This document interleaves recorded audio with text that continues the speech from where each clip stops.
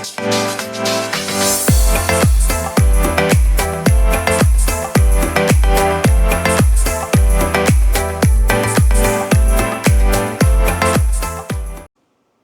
all, thanks for joining me again. Sorry it's been a while since my first video. Life's got in the way with work and just general life. But when I made my first video, I did create some tutorials on creating balloon swords. Balloon swords are a staple again of most balloon twisters. It's one that a lot of children ask for, and believe me, I've started a lot of balloon sword fights in my time.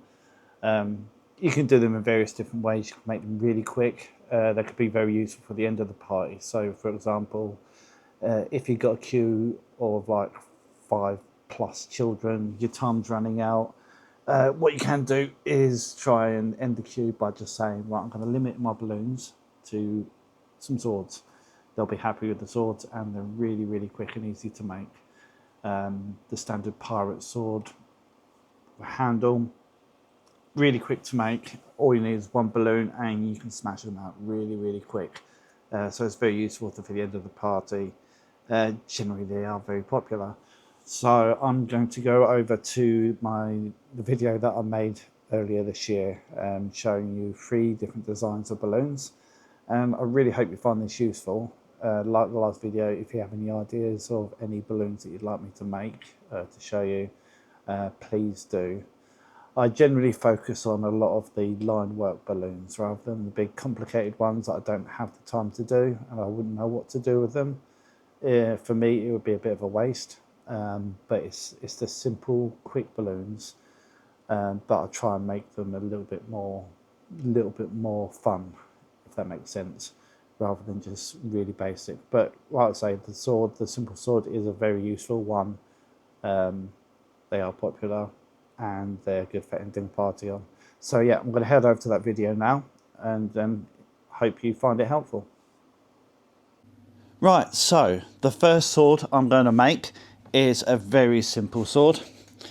Just uses one balloon. I'm using this this greeny colour, so it's going to give it a good stretch. And I've got my pump ready. It's turned on, just make sure. Yep, that's all good. So just like before, I'm putting it on the tip and in, and there we go, inflating it. I'm going to let a bit of air out just to soften it up, reduce the likelihood of it popping, and at the end I've left a little bit there.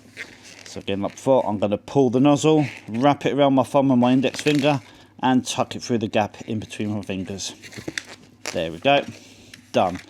This one's really quick and easy, so this is going to be the handle, and then I'm going to do 3 loop twists. So the first one, so kind of looks like a dog, and then the next one,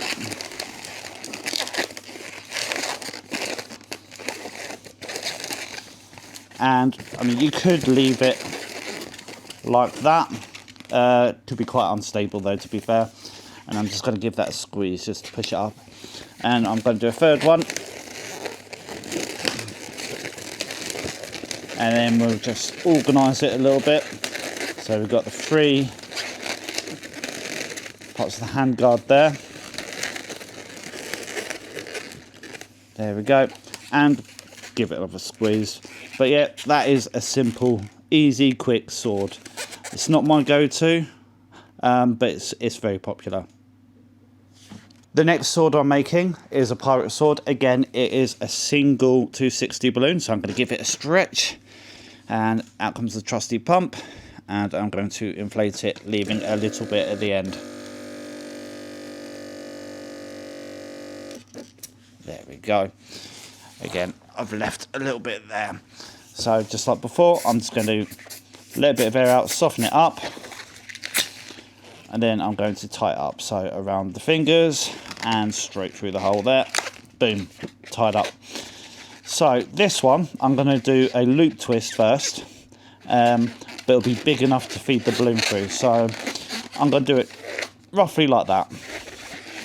And then I'm going to, while holding the nozzle, twist around. So I'm twisting the nozzle around and then I'm going to tuck it through the loop a couple of times, and then we're left with that. Now what I'm going to do, I'm going to keep it secure, I'm going to do what's called a pinch twist. So I'm holding onto this, and I'm going to do a small bubble, so it looks like that, and then I'm going to hold the sword and the loop that I made and grab that bubble and just pull, pinch it and twist it around a couple of times. Not too many times, but enough to keep it held in place. And you can hear the friction of the balloon keeping it stuck. And now it's at an angle like that. This is good for like joint work on like characters, so for arms, legs, you know, elbows, knees, etc. And while we do that, just keep an eye on how much. So I'm going to give it a squeeze. You can see it's pushed the air up still a little bit. And now I'm going to create some more bubbles. So there's 1, 2, I'll say about 4. So 3, 4. Just keep an eye on the other end, give it a squeeze, and that's nicely rounded there. And then what I'm going to do is I'm going to take that, so I'm holding on to that original loop and those bubbles are staying in place, and then feed that through, and there we go. We have our pirate sword. It doesn't take too long, always popular as well.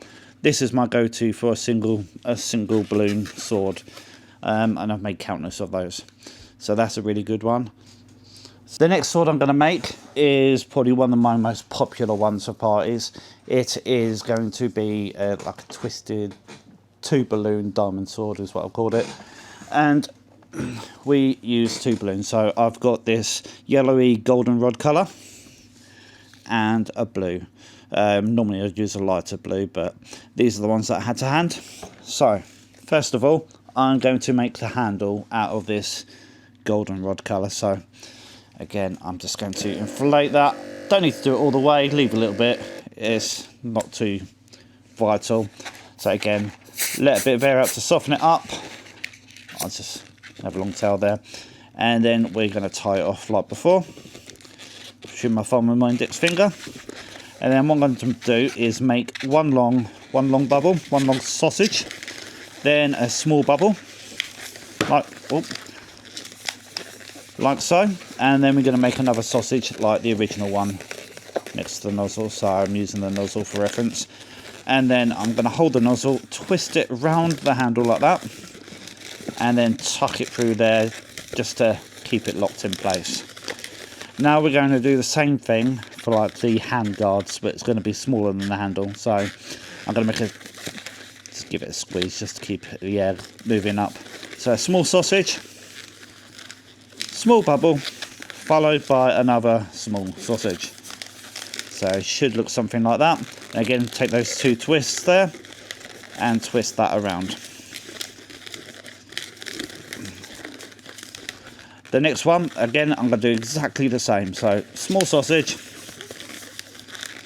small bubble, give it a squeeze, and another small sausage. So it's roughly the same size. And then I'm going to twist that around, and we have our handle. So right now, could pass for a sword, but it's not brilliant. So we are going to trim this balloon. What I'm going to do, I'm going to pop the rest of this balloon with my hand. So, I mean, what I do, I can talk about this in more detail at a later point, but I'm going to give it a squeeze, and then what I do, I dig my thumbnail into the balloon and pull. There we go. I've taken that bit of balloon off, and I can just let that go.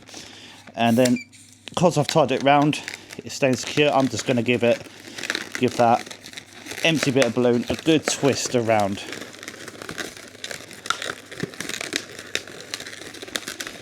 And the friction of it will hold it in place, and we have our handle there.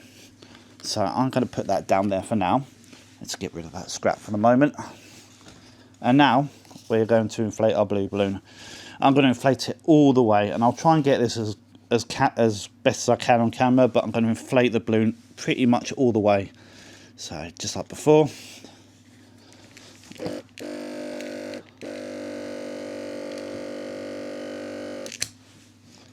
So yeah, I've gone all the way to the end. So let a bit of air out, soften it up,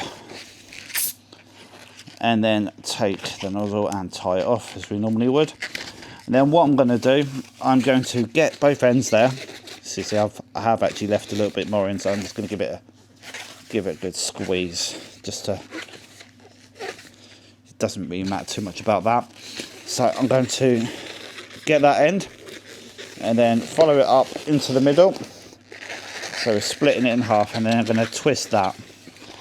And now's a useful technique where I twist the balloons. So I'm going to hold that, and then I'm going to get my fingers and twist the balloon around itself. This takes a bit of practice to get it right, but it's a skill definitely worth having.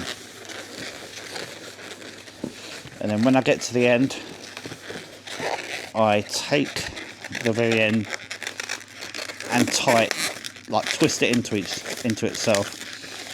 A few twists round and it locks it in place. And you see now we've got a lovely little twist.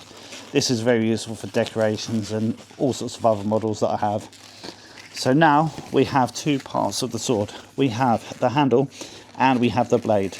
This is the tricky bit now, where I've got to take these two bubbles and twist them around these two small parts of the handle. And I wouldn't do it too many times, so I'm trying to keep it a good view. So I've done one twist around. You're just doing it so the handle and the balloon are tied to each other. And I want to keep one blue bubble on either side. So that's one side, and that's the other side. So we just tidy it up a little bit. But that, now it's all in place. It's all one balloon now, and that is the diamond sword, and that is a very popular one. So we have the diamond sword, which is the two balloons. We have the pirate sword, which is a one balloon, and the really quick one, which I wouldn't normally use, but if I really had to, the basic sword balloon. So there you have it. There are my sword balloons. Probably, a balloon for every occasion, really, to be honest with you. I'd love to know if there are any other designs that people use, or if you come up with anything new, or if you could try it for yourself and just let me know how you get on. But yeah, if you could leave me a comment, like and subscribe and all that, and I will see you on the next one. I hope you found that very useful. If you're wanting to get into balloon modelling, it's definitely one that you really need to have under your belt. It's not too complicated. Like I say, the one with the two balloons was from my first balloon that I made that involved more than just one balloon. I was very proud of it at the time. Now I feel like I've made about 1 million of them, and I can do them with my eyes closed. So it's just one of those things that once you've done it over and over again, it almost becomes muscle memory. But yeah, if you have any ideas of anything else you'd like to see, please let me know. I do planning on making some non-tutorial videos, what I experienced from parties, interesting stories, interesting from my point of view, of what I've been through since I've been doing this. The good, the bad, and the ugly, to be honest. It all ranges, but yeah, I hope to be making more videos as and when I've got time, but like I say, life just gets in the way. But yeah, bye for now, and I hope to see you very soon. Bye bye.